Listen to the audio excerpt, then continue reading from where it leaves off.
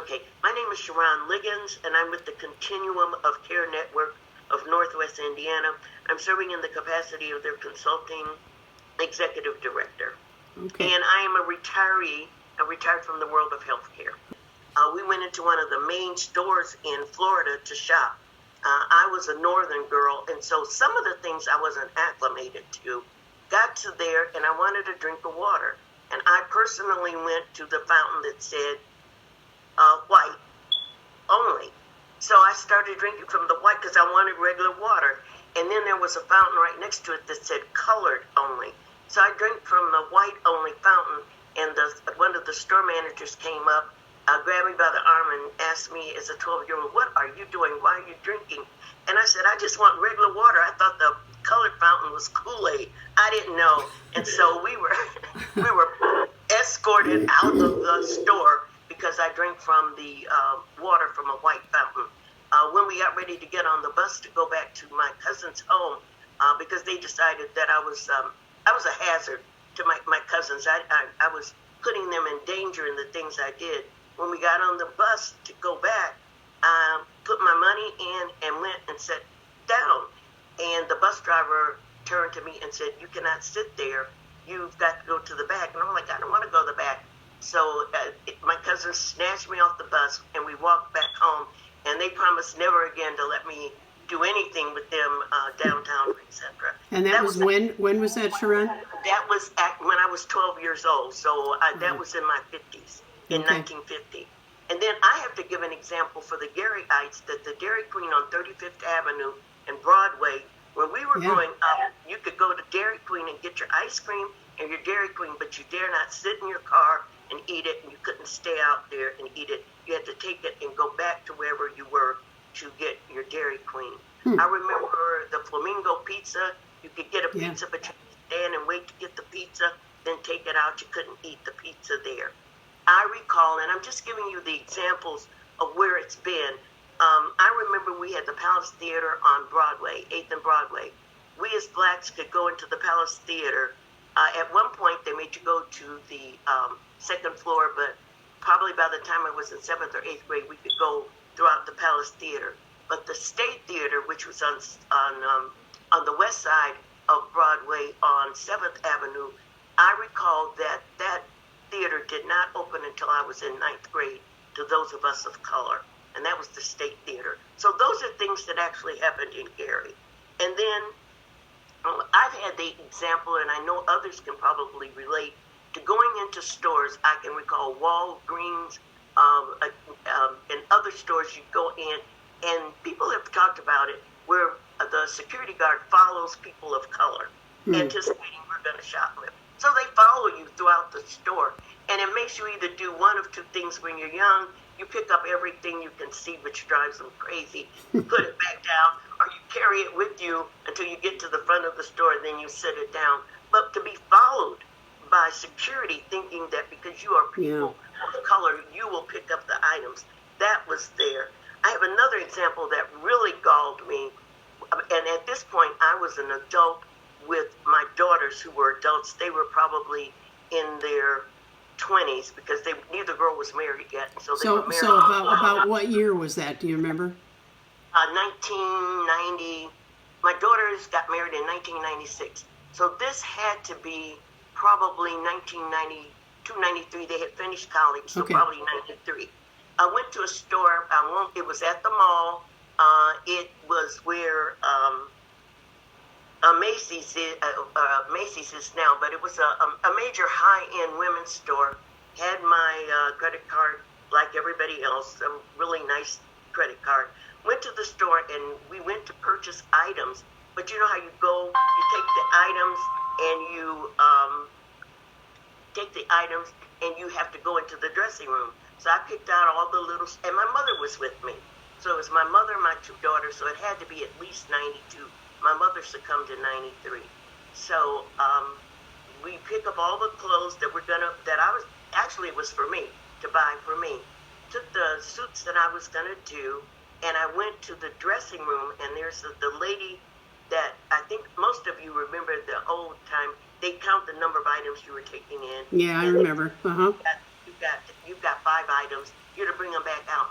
Well, what she did is the lady in front of me, whom I have to say was white, she let her take her 8 items in, said, oh, okay, just go to the dressing room, whatever. And the lady went in. When she got to me and I gave her mine, she took every item, I'll never forget it, held them up and patted them down. And I said, what are you doing? And she said, well, we're just acclimated to people like you dropping jewelry and things into the clothing.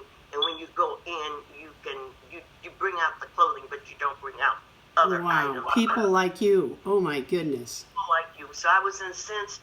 Yeah. I did a major fuss.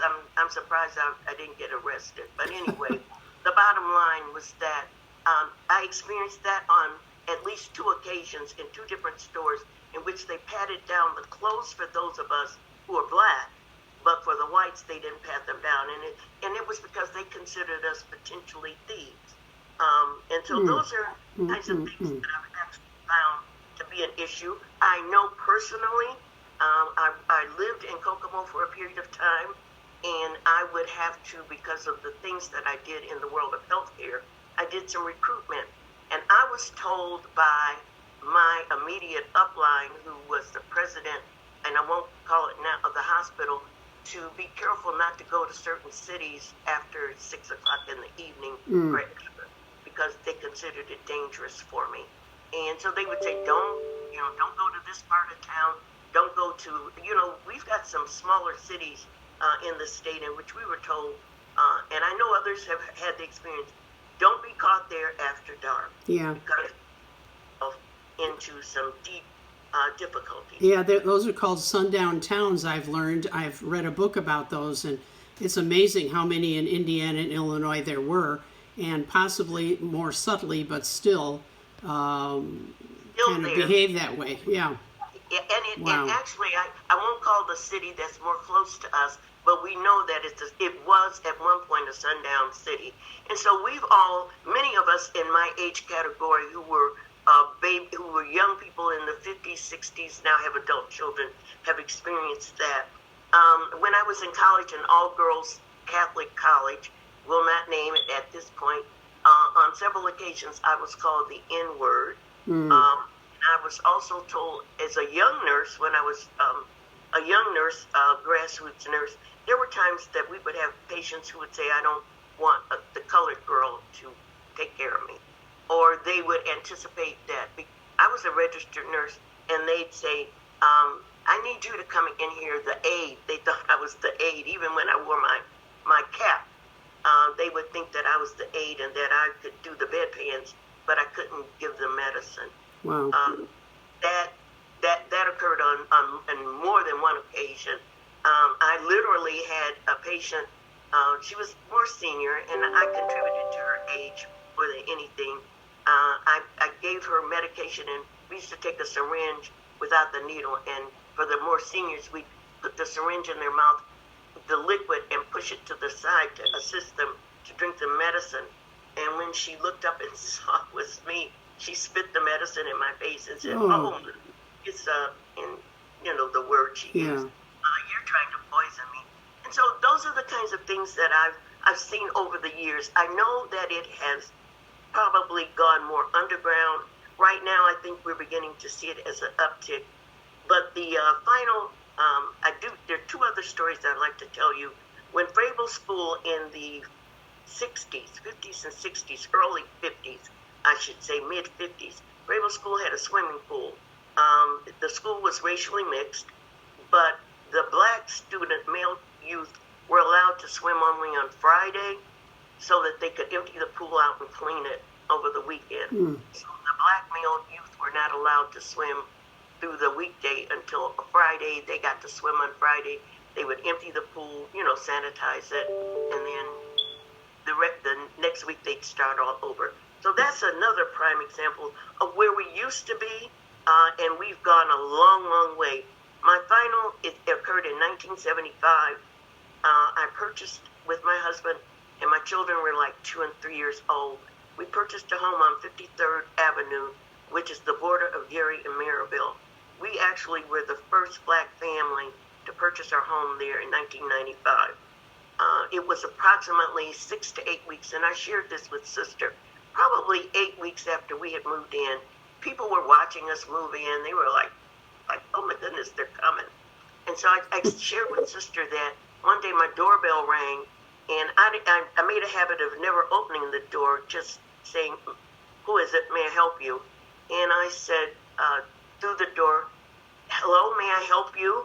And the voice said, I'm from, and I won't call the real estate company now, I don't want to belabor that, but the gentleman was from a real estate company, and he said, I'm from X real estate company. I just want you to know that they're coming, that they're moving in. And I said, who's moving in?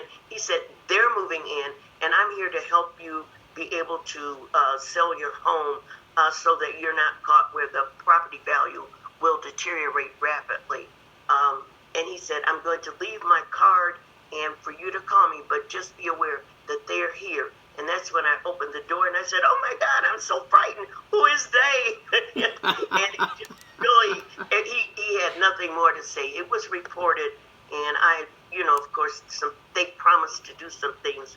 But those are examples that I experienced as a young adult, a young youth, and probably I would say a mature adult in 1975. The only other thing I guess I would say is that I do have fear. I have a grandson. He's now in college. He's 21. He was in Vincennes College. We've actually, at this point, moved him away. He was stopped on several occasions and driving. They claim he was speeding. It's a possibility he was. But they emptied out and completely went through the entire car, the trunk of the car, through his book bag on the ground. But we had taught him, which we hate to be able to have to say this, but I think grandmothers, grandfathers, mothers, fathers, uncles, aunts of young black males tell them all the time, do not reach for your phone. If you're stopped by the policeman, be respectful, put your hands on the steering wheel, do everything they say. Don't reach in your pocket, don't make remarks, because we're fearful. We're fearful for our young people, both male and female, to be stopped by the law, and that's not the way it should be. The law should always be respected as those who can help us. But when our children are placed in that particular situation, we are fearful for their lives. And so I guess the only thing I would say is I think we've come a long way. I think we still have a long way to go.